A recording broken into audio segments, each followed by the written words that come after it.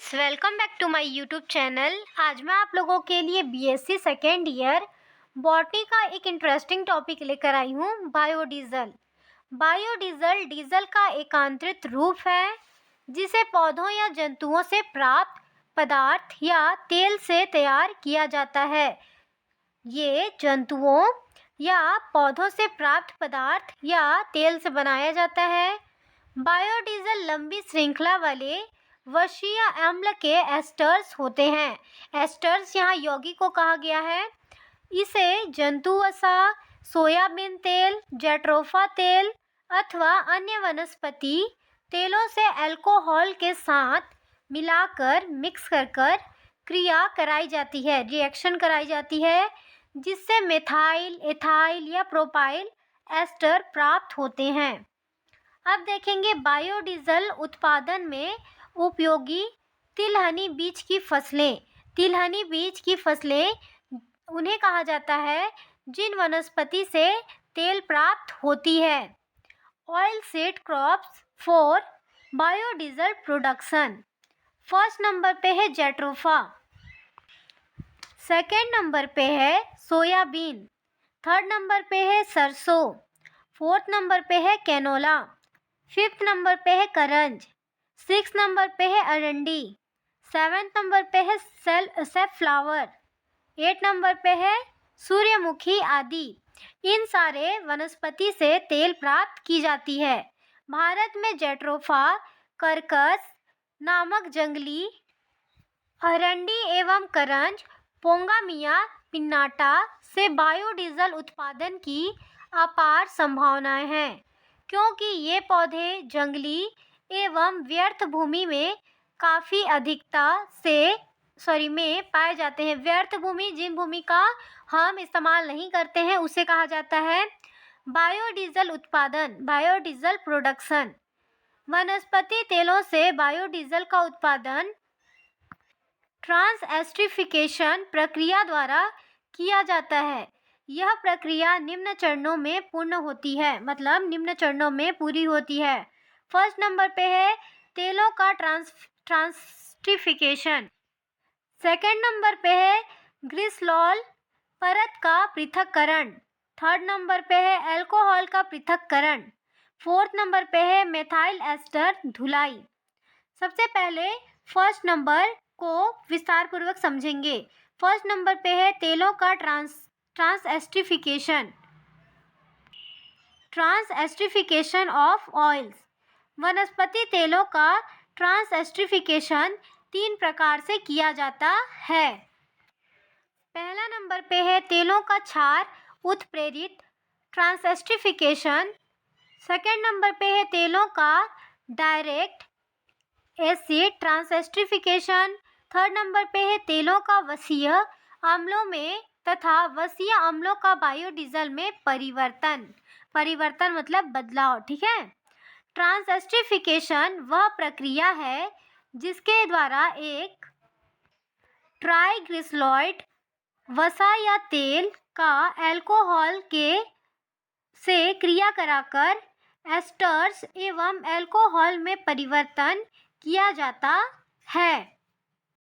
प्रत्येक ट्राइग्लिसराइड में एक ग्लिसरॉल उसके आधार में होता है, मतलब बेस में होता है, जिसके साथ लंबी श्रृंखला वाला वशीय अम्ल जुड़ा होता है। वसा के गुण का निर्धारण उसके ग्लिसरीन अणु के साथ संलग्न वशीय अम्ल की प्रकृति पर निर्भर होता है।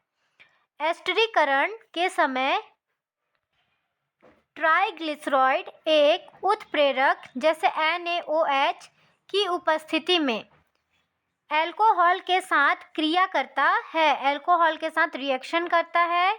अल्कोहल वशीय अम्ल के साथ क्रिया करके मोनोएल्काइड एस्टर या बायोडीजल एवं क्रूड ग्लिसरॉल बनाता है।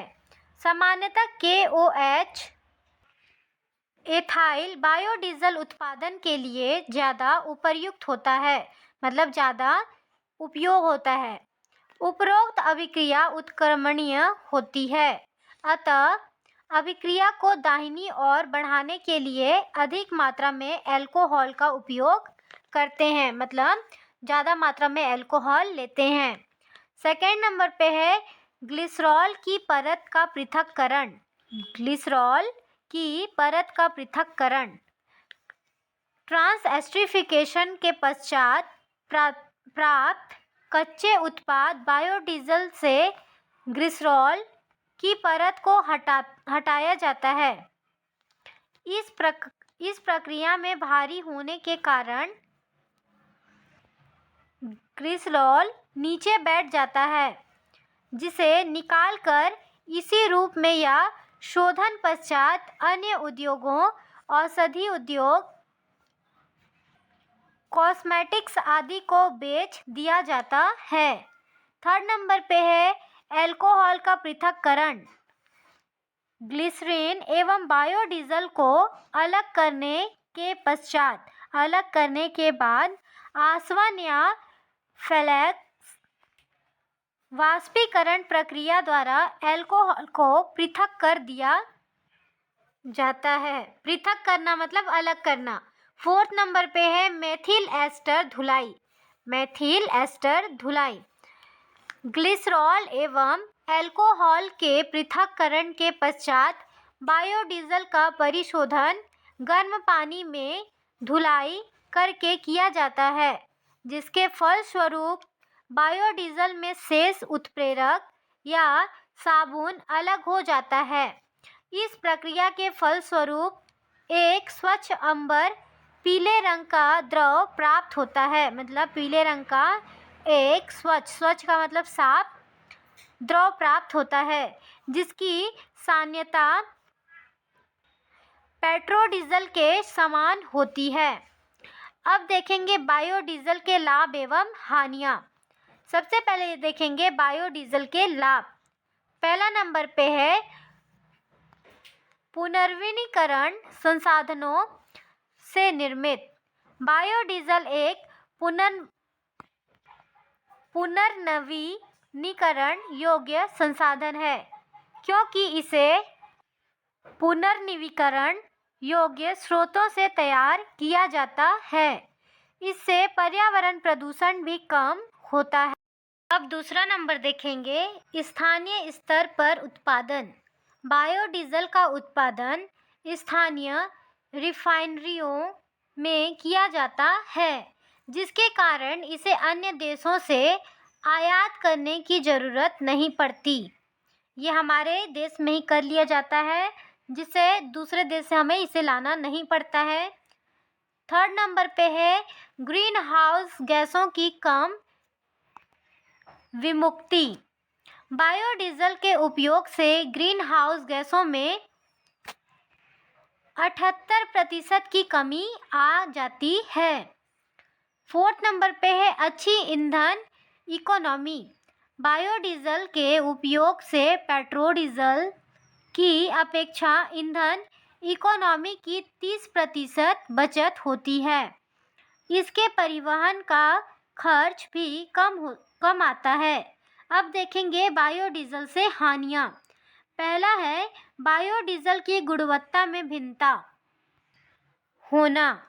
चूँकि बायोडीजल को अलग अलग फसलों से तैयार किया जाता है, अतः इसकी गुणवत्ता में भी भिन्नता रहती है।